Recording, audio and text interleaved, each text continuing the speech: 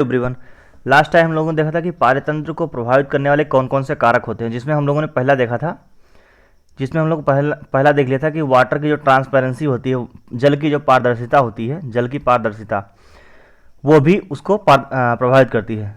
जल की पारदर्शिता उत्पादकता को प्रभावित करती है, जिसमें हम लोगों ने देखा था कि कैसे प्रभावित करती है।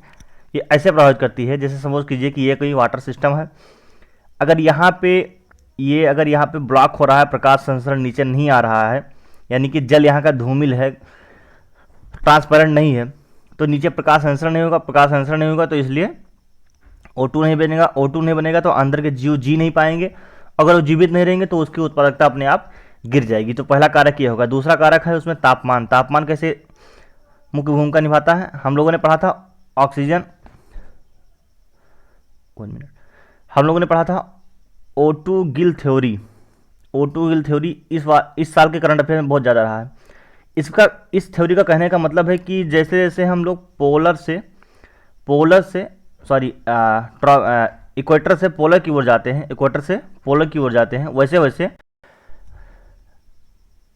ऑक्सीजन की मात्रा बढ़ती रहती है, क्योंकि हम लोग को पता है कि गर्म जल में ऑक्सीजन बहुत कम घुल पाता है। और जैसे जैसे जल ठंडा होता जाता है वैसे वैसे उसमें O2 की मात्रा बढ़ती जाती है। तो हम लोगों ने देखा कि तापमान भी प्रभावित करता है। अगर जल ठंडा होगा तो उसमें O2 ज़्यादा होगी, तो उसकी इकोसिस्टम की उस प्रोडक्टिविटी ज़्यादा होगी। लेकिन अगर जल गर्म होगा तो अगर ये जल गर्म होगा तो ये क्या होगा, वहाँ की O2 उसमें कम होगी और उस जल की उत्पादकता कम होगी। तो ये हो गया प्रभावित करने वाले कारक। तो कौन कौन से थे, पहला था पारदर्शिता, दूसरा था टेम्परेचर। हम लोगों ने लास्ट टाइम एक एमसीक्यू भी देखा था। एमसीक्यू में ऑप्शन ये सही है। ऑप्शन ये इसलिए सही है क्योंकि ऑप्शन बी में लिखा हुआ है, स्टेटमेंट बी में लिखा हुआ है कि उसमें सभी एक ही जाति के होते हैं। अब आप लोग सपोज कीजिए कि हम लोगों ने एक सिस्टम पढ़ा था जिसमें हमने कहा था कि पहले प्रोड्यूसर है, फिर प्राइमरी कंज्यूमर, फिर सेकेंडरी कंज्यूमर, फिर टर्सरी या अपर लेवल का कंज्यूमर। यानी कि देखो इसमें अलग ये प्रजाति है, अलग प्रजाति है, जबकि स्टेटमेंट का सब एक ही प्रजाति है। तो ये दूसरा स्टेटमेंट गलत हो गया। और जैसे ही दूसरा स्टेटमेंट गलत होता है वैसे ही सारे ऑप्शन अपने आप टर्मिनेट कर सकते हैं।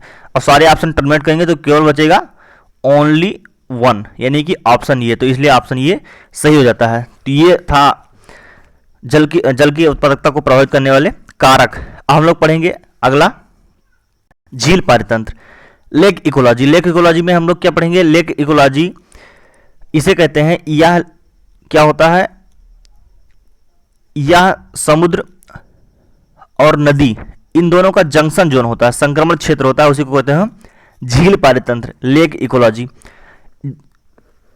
इस झील में न्यूट्रिएंट्स कितनी मात्रा में पाते हैं, इस झील में पोषक तत्व क्या होते हैं। उस दिन हम लोगों ने पिछले स्लाइड में देखा था कि सपोज कीजिए कि कृषि भूमि है, यहाँ पे किसान यूरिया वगैरह का यूज करता है और ये जिसके पोषक तत्व हैं वो निक्षालित होकर चले आते हैं झील में।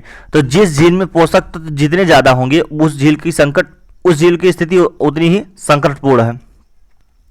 तो किसी झील में कितने पोषक तत्व होते हैं, साधारण रूप से 3 भागों में बांटा गया है। पहला बांटा गया है ओलिगोट्रॉफिक, OLIGOTROPHIC,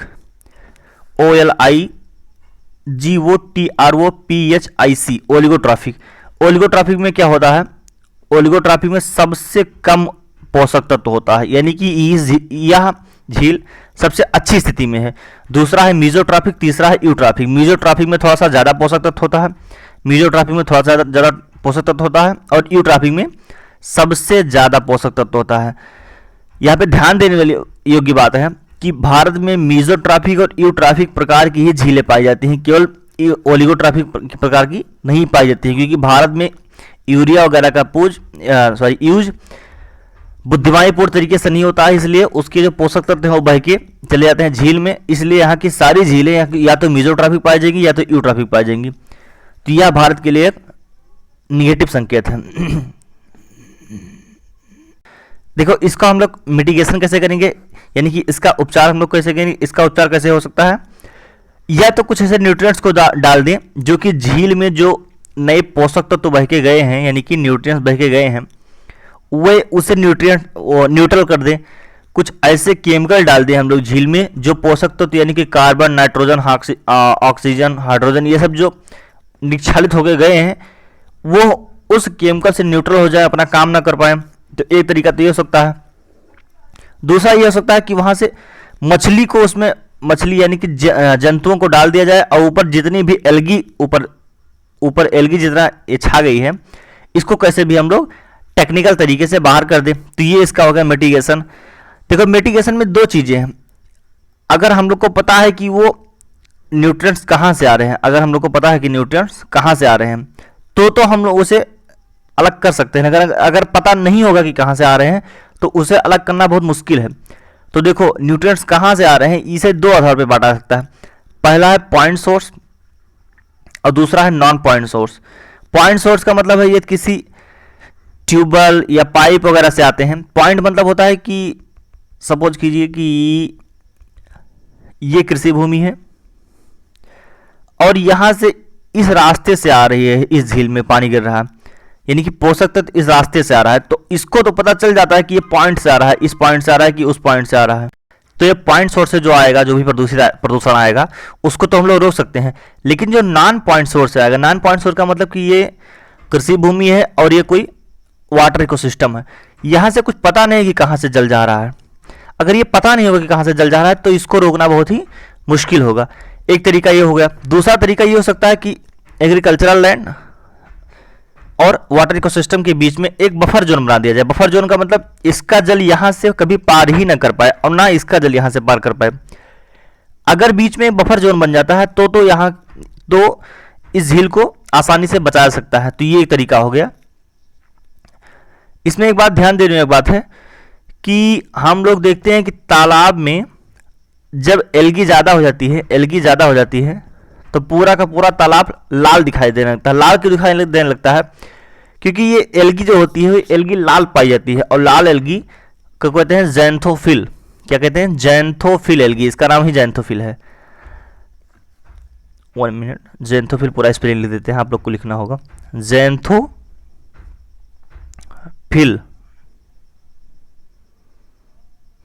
तो ये ज़ैंथोफिल पाई जाती है। ये ज़ैंथोफिल लाल होती है, इसलिए उसे कहते हैं हम, इस पूरी घटना को हम लोग कहते हैं रेड टाइड। इसको क्या कहते हैं? Red Tide. एक्चुअली में वो जो पॉन्ड है, वो तालाब है, वो लाल नहीं है, बट वो ज़ैंथोफिल एल्गी का लाल दिखता है। तो ये हो गया अपना लेक इकोलॉजी, झील इकोसिस्टम। अगला है अपना वेटलैंड इकोसिस्टम, आर्द्रभूमि पारितंत्र। देखिए आर्द्रभूमि क्या है? यह स्वच्छ जल एवं खारे जल का जंक्शन होता है। स्वच्छ जल यानी कि नदी का जल और समुद्र के जल, इसका क्या होता है? ये जंक्शन एरिया होता है। स्वच्छ जल और नदी के जल का ये स्वच्छ जंक्शन होता है, संक्रमण जोन होता है। यह पानी से 7 दिन ढका रहता है, यानी कि हमें हमेशा पानी पाया जाता है। यह दो प्रकार की होती है, एक होती है प्राकृतिक और एक होती है कृत्रिम। एक होती है प्राकृतिक, एक होती है कृत्रिम। लेकिन ये प्राकृतिक और कृत्रिम दो भागों में बटी होती है। सबसे पहले इसे इनलैंड और हम कोस्टल में बांट लेते हैं, यानी कि द्वीप के अंदर, यानी कि भारत के अंदर, कोस्टल मतलब तटीय क्षेत्रों में। और इनलैंड में हम दो भागों में बांटते हैं, प्राकृतिक और मानव निर्मित या कृत्रिम, जो भी कह लीजिए। तो प्राकृतिक में कौन कौन से आते हैं? प्राकृतिक में आता है झील, तालाब, ये इनलैंड की बात कर रहे हैं। झील, तालाब और मानव निर्मित में आते हैं रिजर्वायर। रिजर्वायर क्या होते हैं? हम लोग देखते हैं कि गवर्नमेंट किसकी बात करती है? जल संचयन की। तो जल संचयन के लिए वो क्या बनाती है? रिजर्वायर बनवाती है कि अगर वर्षा का पानी आएगा तो यहीं पे संचयित हो जाएगा। तो इसको किसमें हम लोग रखेंगे? इसको रखेंगे मानव निर्मित वेटलैंड, मानव निर्मित आर्द्रभूमि। दूसरा है तटीय यानी कि कोस्टल। तटीय दो प्रकार का होता है, ये भी होता है, एक होता है प्राकृतिक और एक होता है कृत्रिम। प्राकृतिक में कौन कौन से आते हैं? प्राकृतिक में आते हैं कोरल रीफ, मैंग्रोव, एस्चुरी। एक एक करके हम लोग इसे पढ़ेंगे अभी आगे चल के। कोरल रीफ को आगे पढ़ेंगे, मैंग्रोव को पढ़ेंगे, एस्चुरी को पढ़ेंगे, लेकिन फिलहाल अभी यहाँ पढ़ते हैं। तो कोरल रीफ, मैंग्रोव, एस्चुरी। और मानव निर्मित में क्या आ गया? मानव निर्मित में आएगा एक्वाकल्चर।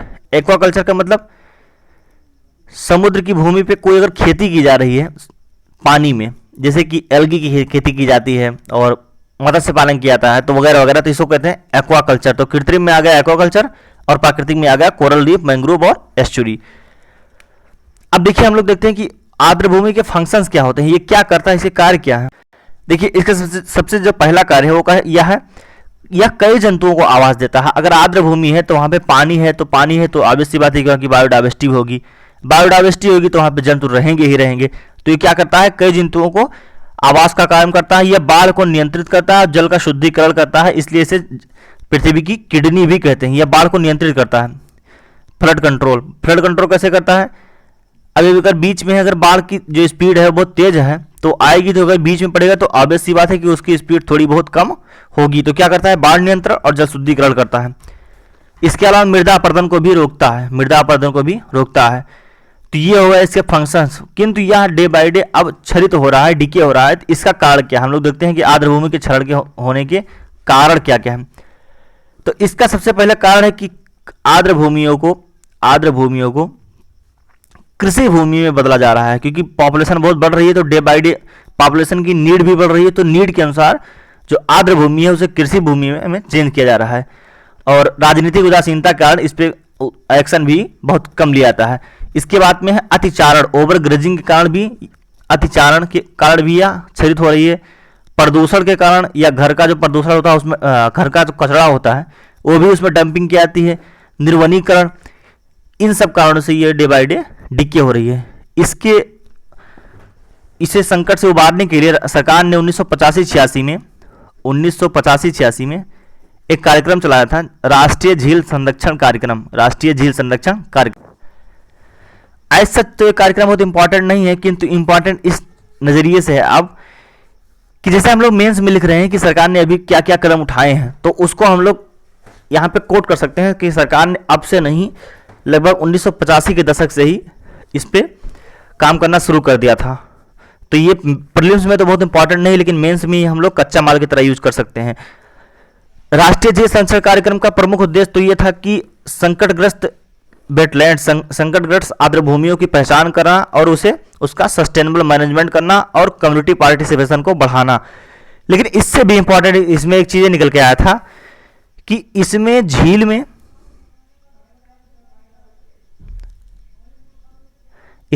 में और आर्द्र भूमि, झील और आर्द्र भूमि में अंतर स्पष्ट किया गया था कि किसे हम लोग झील कहते हैं। तो देखेंगे हम लोग कि झील किसे कहते हैं, आर्द्र भूमि किसे कहते हैं। देखिए हम लोग एक तरफ लिखते हैं झील, एक तरफ लिखते हैं आर्द्र भूमि। ये है झील, सॉरी ऊपर लिखते हैं थोड़ा, ये है झील और ये है आर्द्र भूमि, लेक और वेटलैंड। इसमें बताया गया था कि झील वही है जो कम से कम 10 हेक्टेयर में फैला हो और 3 मीटर कम से कम गहरा हो, उसे झील कहेंगे। किंतु ये अगर 3 मीटर से कम है, अगर उसकी गहराई 3 मीटर से कम है तो उसे क्या कहेंगे, आर्द्र भूमि कहेंगे। और वो 10 हेक्टेयर से उसकी चौड़ाई भी कम हो सकती है। हम लोग को ध्यान देने की बात है कि जब झील की गहराई ज़्यादा है तो प्लांट्स 3 मीटर गहरे में तो नहीं पाए जाएंगे ना। अगर प्लांट्स 3 मीटर गहरे में नहीं पाए जाएंगे और इसकी जो गहराई है आर्द्र भूमि की वो कम है, चौड़ाई ज़्यादा है, या चौड़ाई भी में भी कम है बट उसकी गहराई कम है, तो इसमें यहाँ पे प्लांट्स पाए जाएंगे, क्योंकि 3 मीटर में गहरे नहीं पाए सकते लेकिन कम में पाए जा सकते हैं। तो इसलिए कहा जाता है कि जो झील का जो जैव विविधता होता है वो आर्द्र भूमि की अपेक्षा कम होता है, या यूं कहें कि झील की जैव विविधता लगभग नगण्य होती है। तो अगर जैव विविधता नगण्य होगी तो यानी कि आर्द्र भूमि की उत्पादकता भी बहुत ज्यादा होगी। झील का तापांतर होता है पर आर्द्र भूमि में तापांतर नहीं होता है, इसको हम लोग समझेंगे। देखिए सपोज कीजिए कि ये कोई वाटर सिस्टम है,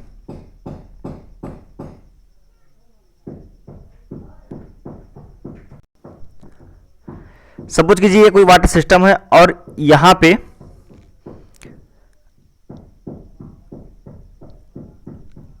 पे पानी पूरा भरा हुआ है। तो झील में क्या होगा, 3 मीटर तक गहरा होगा, तो यहां पे सूर्य का प्रकाश पड़ेगा तो इसका ताप ज्यादा होगा और इसका ताप बहुत कम होगा क्योंकि बहुत नीचे है, तो इसमें तापांतर होगा। लेकिन इसमें बहुत बहुत गहरा होता ही नहीं, तो सबके ताप क्या होंगे, बराबर होंगे। तो इसीलिए कहते हैं कि झील में तापांतर होता है किंतु आर्द्र भूमि में तापांतर नहीं होता है। उसके बाद में हम लोग देखते हैं कि आर्द्र भूमि को संरक्षित करने के लिए, कंजर्व करने के लिए क्या क्या प्रयास किए गए हैं। तो सबसे पहले हम लोग देखते हैं कि अंतर्राष्ट्रीय प्रयास क्या क्या किए गए हैं। तो अंतर्राष्ट्रीय प्रयास में सबसे पहला है, अंतर्राष्ट्रीय प्रयास में सबसे पहला रामसर संधि। रामसर संधि 1971 में लगभग शायद 2 फरवरी को की गई थी, इसीलिए 2 फरवरी को अंतर्राष्ट्रीय वेटलैंड डे मनाया जाता है। तो इसमें क्या होता है कि इसका उद्देश्य था कि आर्द्र भूमियों का संरक्षण करना और उसका सस्टेनेबल मैनेजमेंट करना। इसका सचिवालय स्विट्जरलैंड के ग्लैंड शहर में है। इसकी COP 4 में, यानी कि कॉन्फ्रेंस ऑफ पार्टीज की 4 में मुख्य आर्द्र भूमि का डेटा तैयार करने के लिए एक मॉन्ट्रिक्स रिकॉर्ड नामक की रजिस्टर तैयार किया गया। अब देखिए मॉन्ट्रिक्स रिकॉर्ड क्या होता है, हम लोग पहले इसे समझ लेते हैं। हम लोगों ने पहले समझा कि ये रामसर संधि क्या है। इसे 1971 में ईरान के शहर रामसर में इसे अडॉप्ट किया गया था, इसीलिए इसका नाम पड़ा रामसर संधि। इसका लक्ष्य है कि आर्द्र भूमियों को पहचान कर उसका सस्टेनेबल मैनेजमेंट करना और उसमें कम्युनिटी पार्टिसिपेशन को बढ़ाना।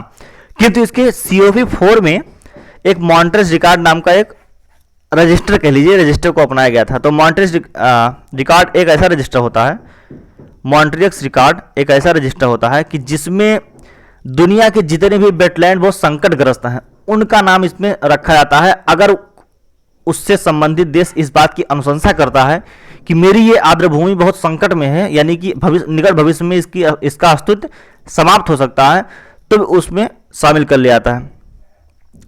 तो मॉन्ट्रिक्स रिकॉर्ड में किसी देश को शामिल होने के लिए क्या तरीका है, तो देखिए इसमें क्या होता है। रामसर हस्ताक्षरकर्ता देश को अनुबंधक दल कहते हैं, यानी कि कॉन्ट्रैक्टिंग पार्टी कहते हैं। जो भी सिग्नेटरी हैं, जो भी कंट्री सिग्नेटरी है रामसर संधि के, उसको कहते हैं कॉन्ट्रैक्टिंग पार्टी। रामसर संधि का एक ब्यूरो है, जिसे यदि ऐसा लगता है कि किसी देश की किसी स्थल को शामिल करना जरूरी है तो वह अनुसंधान के बाद अनुबंधक दल से पूछता है और अनुमति मिलने पर उसे शामिल कर लेता है। यानी कि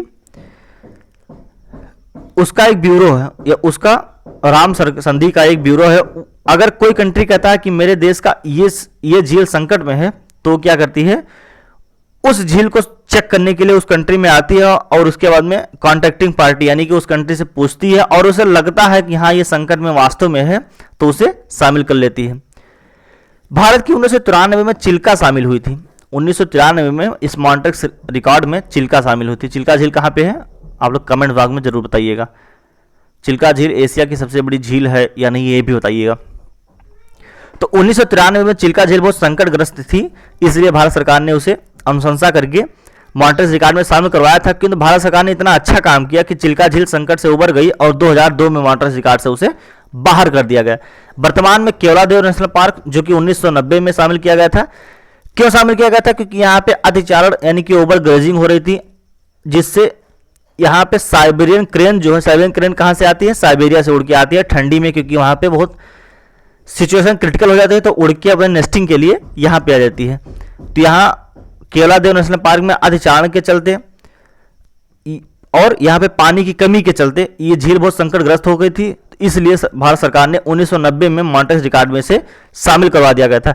इसके अलावा एक कारण और था कि एक इन्वेसिव स्पीसीज यानी कि आक्रामक प्रजाति पैस्पेलम सुइस्टम यहाँ पे आ गई थी। कहाँ, केवलादेव नेशनल पार्क में, जिससे साइबेरियन क्रेन को समस्या हो रही थी, वो विषयुक्त हो रहे थे। वहाँ के जल को ये जो पैस्पेलम है, सुइस्टम है, ये विषयुक्त कर दे रहा था, जहरीला कर दे रहा था, इसलिए साइबेरियन क्रेन की डेथ हो रही थी। इसलिए भारत सरकार ने 1990 में इसको केवलादेव नेशनल पार्क को शामिल करवा लिया, जो कि राजस्थान में है। दूसरा है लोकटक झील, जो कि मणिपुर में है। भारत सरकार ने 1993 में इसे भी वहां पे शामिल करवा दिया था। क्यों, क्योंकि यहाँ पे प्रदूषण बहुत ज़्यादा बढ़ रहा था और यहाँ पे भी एक इन्वेसिव स्पीसीज आ गई थी, जो कि इन्वेसिव स्पीसीज, इसका नाम है वाटर हाइनासिंथ, जो कि तालाब के ऊपर होता है, आप लोगों ने देखा होगा। तो ये वाटर हाइनासिंथ यहाँ पे आ गया था, जिस कारण वहाँ का जो बायोडाइवर्सिटी है वो क्षरित हो रहा था। इसलिए गवर्नमेंट ऑफ इंडिया ने 1993 में लोकटक झील, जो कि मणिपुर में है, उसको भी शामिल करवा लिया था। ये तो हो गया अंतर्राष्ट्रीय प्रयास। भारतीय स्तर पर सरकार ने क्या किया, 1985-86 में एक राष्ट्रीय झील संरक्षण कार्यक्रम चलाया। इसका लक्ष्य था आर्द्र भूमि की पहचान कर और उसका संरक्षण करना। इसका लक्ष्य यह भी था कि आर्द्र भूमि का इस तरह से सतत रूप से प्रयोग किया जाए जिसका फायदा स्थानीय समुदाय को हो। स्थानीय समुदाय को इसलिए हो क्योंकि हम लोग जानते हैं कि स्थानीय समुदाय उसके मैनेजमेंट के लिए अच्छा तरीका जानते हैं, क्योंकि वो वहीं पे रह रहे होते हैं। तो गवर्नमेंट का ये टारगेट था कि इसे इस तरह से मैनेज किया जाए कि इसका फायदा स्थानीय समुदाय को हो। तो ये हम लोगों ने देखा वेटलैंड को बचाने के लिए राष्ट्रीय प्रयास और अंतर्राष्ट्रीय प्रयास। अगला कॉन्सेप्ट हम लोग देखते हैं। देखिए अगला प्रयास है कि किसी आर्द्र भूमि को रामसर संधि में शामिल कराने के लिए क्या क्या शर्तें जरूरी होना चाहिए। अगर मैं कहूं कि ये फला आर्द्र भूमि को रामसर संधि में शामिल करना चाहिए, तो रामसर ने कन्वेंशन ने क्या ऐसा शर्त बना रखा है कि उस झील को पूरा करना ही चाहिए। यहां पे ध्यान देने योग्य बात है कि रामसर संधि में शामिल होने की शर्तें और राष्ट्रीय झील संरक्षण कार्यक्रम में शामिल होने की शर्तें, यानी कि जिस झील को राष्ट्रीय झील संरक्षण कार्यक्रम के तहत संरक्षण मिलेगा इसकी शर्तें और आर्द्र भूमि में शामिल होने की शर्तें, दोनों की शर्तें एक ही हैं। यदि किसी झील को रामसर संधि में शामिल किया गया है तो स्वतः ही उसे राष्ट्रीय झील संरक्षण कार्यक्रम में शामिल कर लिया जाता है। तो देखते हैं कि इसकी शर्तें क्या क्या है। पहला शर्त है यहाँ पे विशिष्ट प्रजाति पाई जानी चाहिए जो कि अपवाद हो और जैव विविधता का प्रतिनिधित्व करती है। विशिष्ट प्रजाति मतलब जैसे कि साइबेरियन क्रेन हम लोगों ने देखा केवलादेव में पाई जाती है, और वह अपवाद हो यानी कि वो कहीं कहीं ही ऐसी स्थिति बनती हो। तो साइबेरियन क्रेन कहीं कहीं ऐसी स्थिति बनती है, हर जगह तो नहीं पाई जाती। और वो जैव विविधता का प्रतिनिधित्व करती हो यानी कि वहाँ पे जैव विविधता बहुत ज़्यादा हो। तो पहली क्राइटेरिया क्या है कि वहाँ की जो जैव प्रजाति हो वो बहुत विशिष्ट हो, अपवाद हो, जैव विविधता का प्रतिनिधित्व करती हो। दूसरी क्राइटेरिया कि वहाँ की जो प्रजाति हो वो या तो वल्नरेबल हो या इंडेंजर्ड हो या फिर क्रिटिकली इंडेंजर्ड हो और थ्रेटेंड हो तो भी चलेगा। इन चारों कैटेगरी में होना ही चाहिए। कौन कौन सी? वल्नरेबल, इंडेंजर्ड, क्रिटिकली इंडेंजर्ड और थ्रेटेंड। इन चारों कैटेगरी में उसमें होना ही चाहिए। तो दो शर्तें होंगी, पहली शर्तें, दूसरी शर्तें। तीसरी शर्त होगी जैव विविधता पूर्ण होता है, संकट के समय वह जीवों को संरक्षण देता हो, यानी कि जैव विविधता वहां पे बहुत ज्यादा हो और संकट के समय वह बहुत संरक्षण देता हो जीवों को। जैसे हम लोगों ने देखा साइबेरिया में जब संकट आता है यानी कि बहुत ठंडी पड़ने लगती है तो केवलादेव नेशनल पार्क वहां साइबेरियन क्रेन को शरण देती है और कम से कम वहां 20,000 जल पक्षी आने चाहिए, तभी उसे रामसर संधि में शामिल किया जाएगा कि कम से कम वहां पे 20,000 जल पक्षी आने चाहिए और वह एक नर्सरी की तरह काम करे। लास्ट में कि वह इको टूरिज्म को बढ़ावा दे और शैक्षणिक अनुसंधान को भी बढ़ावा देना चाहिए, तभी उसे उसमें शामिल किया जाएगा। तो क्या होगा? उक्त की पूर्ति पर कोई स्थल रामसर संधि प्लस राष्ट्रीय आर्द्रभूमि संरक्षण कार्यक्रम में शामिल हो जाता है और उसे राष्ट्रीय और अंतर्राष्ट्रीय दोनों स्तर पे संरक्षण मिलने लगता है। तो ये हम लोगों ने देखा वेटलैंड इकोसिस्टम, लेक इकोलॉजी, हम लोग ये सब देख लिए और इसके बाद में वेटलैंड को राष्ट्रीय अंतर्राष्ट्रीय स्तर पे बचाने के लिए क्या क्या प्रयास किए गए हैं ये भी हम लोगों ने देख लिया। इसके बाद में हम लोग मैंग्रोव, एस्चुरी, कोरल रीफ इन सब चीजों को देख के मैंग्रोव,